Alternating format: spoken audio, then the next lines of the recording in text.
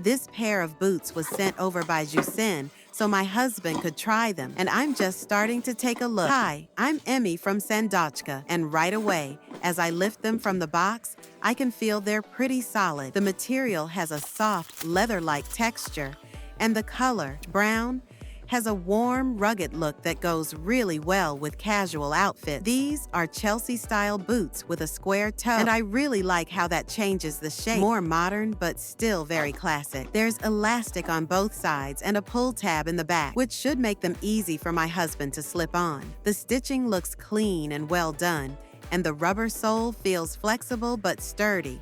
Not too thick, not too flat. Just handling them now, you can tell they're designed to be practical without giving up on style. The ankle height is just right too, not too tall or bulky, so they'll work for everyday use, not just special occasions.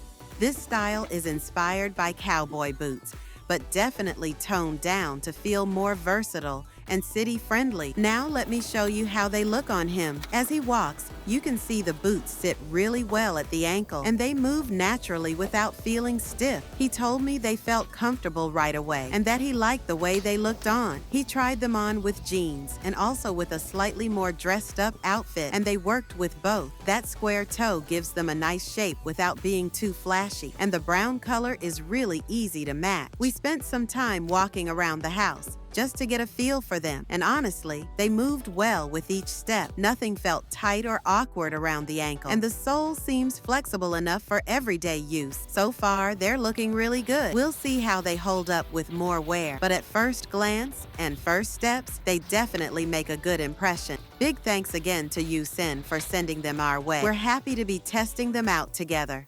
If you liked it, the link's down in the description. You can check it out or grab yours. Thanks for watching.